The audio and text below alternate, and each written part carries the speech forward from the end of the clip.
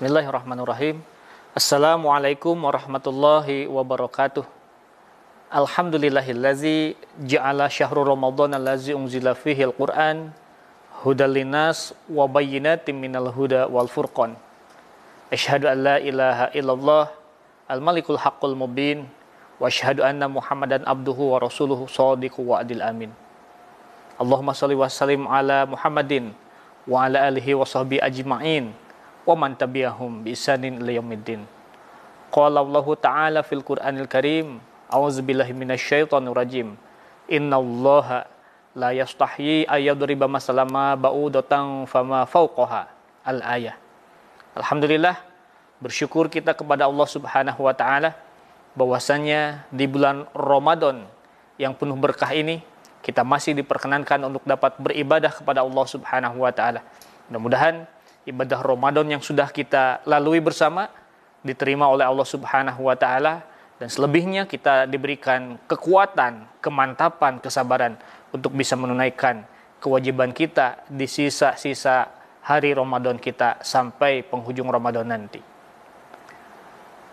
Hadirin yang berbahagia, jika kita mempelajari ulumul Quran, ada salah satu di antara yang dipelajari dalam ulumul Quran adalah amsalul Quran, perumpamaan-perumpamaan di dalam Al-Quran.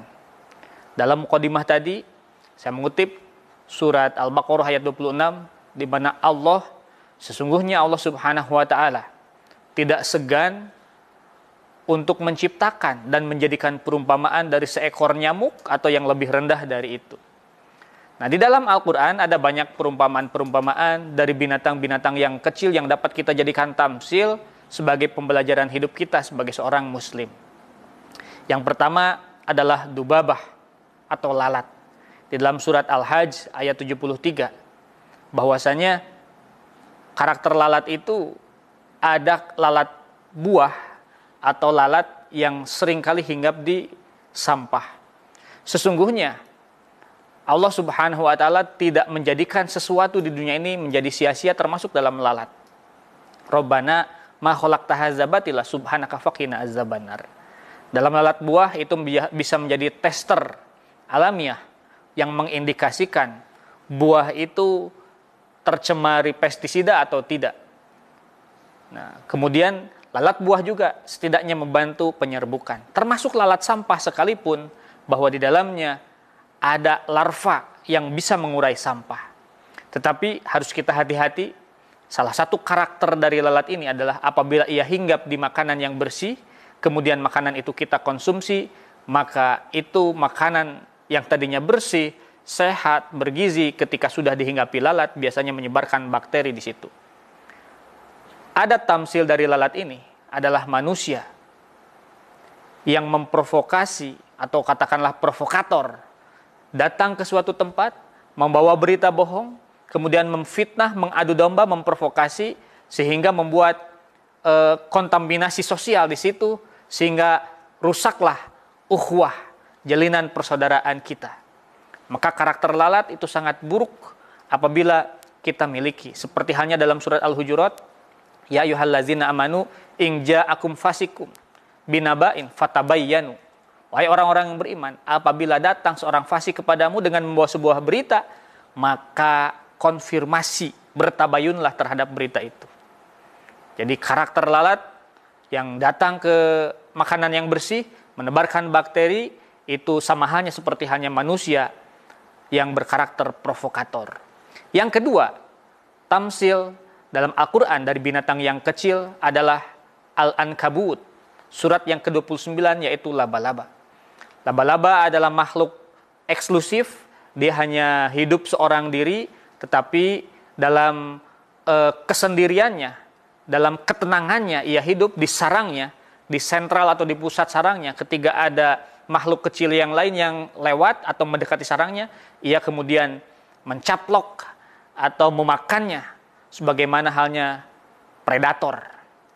Nah, karakteristik Al-Ankabut ini juga ada pada diri seorang manusia, di mana jika ia lebih senang hidupnya eksklusif, menyendiri, seperti halnya sufi, dia menikmati lezatnya beribadah kepada Allah Subhanahu wa taala secara vertikal, tetapi ia tidak membenamkan diri dalam realita, dalam masalah sosial, ia tidak memberikan perubahan, ia tidak memberikan kontribusi untuk kebaikan tatanan sosial, tidak memberikan andil atau manfaat untuk kemaslahatan umat dan masyarakat, maka sesungguhnya sayanglah amal ibadah yang ia lakukan.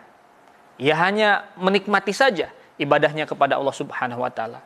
Terlebih lagi apabila dalam karakteristik al-ankabut atau laba-laba yang dimiliki oleh seorang manusia, seperti dalam pepatah, air yang tenang menghanyutkan atau diam-diam menghanyutkan. Ia eksklusif sendiri, lebih senang menyendiri, tetapi ia memiliki daya ledak yang tinggi.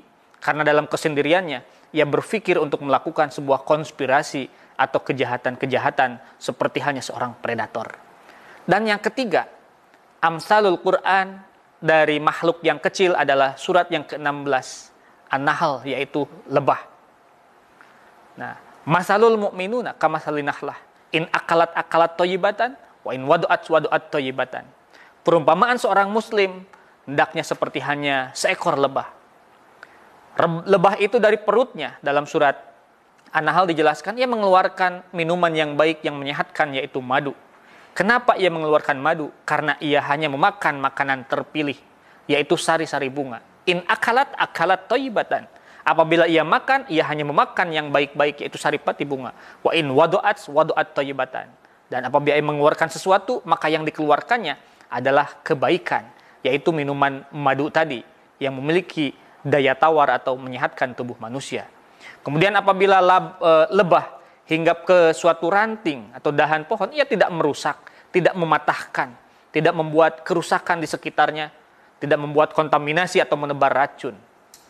Kemudian juga karakter dari lebah yang harus kita perhatikan.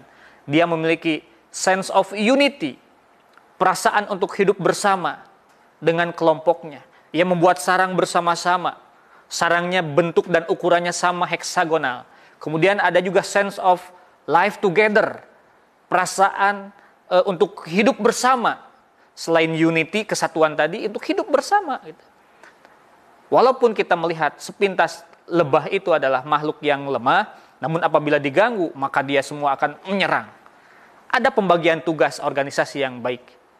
Ramping struktur, tapi kaya kerja, seperti hanya lebah. Ada yang tugasnya menjaga pertahanan. Ada yang tugasnya mencari makan. Ada yang tugasnya dia disarang untuk hanya bertelur saja, yaitu ratu lebah. Dan kita harus banyak belajar dari lebah ini. Dan tamsil yang terakhir, yang ada hubungannya dengan Ramadan, seringkali Ramadan ditamsilkan seperti hanya kontemplasi seekor kupu-kupu. Bahwa kupu-kupu tadinya adalah berasal dari seekor ulat yang menjijikkan, yang jangankan kita menyentuhnya, melihatnya sekalipun, banyak di antara kita sebagai manusia merasa jijik atau geli atau takut terhadap ulat. Tetapi ulat apabila ia berkontemplasi dalam fase kepompong, kemudian atau kokon ya, kita lebih sering mengenalnya. Kemudian setelah beberapa lama ia berpuasa atau kontemplasi, maka dari ulat yang menjijikkan atau menggelikan itu, lahirlah makhluk baru dalam wujud kupu-kupu yang memiliki warna yang indah, yang terbang kian kemari, yang membantu penyerbukan bunga. Seperti itulah tamsil orang-orang yang berhasil dalam ibadah puasanya. Dia berkontemplasi selama 1 bulan penuh di bulan Ramadan, melakukan riyadoh, penyucian jiwa dengan amaliyah-amaliyah wajib ataupun amaliyah-amaliyah sunnah selama bulan Ramadan. Bagaimana mulai dari sahurnya, ia mendekati sahurnya Rasul. Tata cara berbukanya, kemudian mengisi Ramadan dengan amaliyah-amaliyah sunnah qiyamul lail, tadarus Quran, memperbanyak sedekah.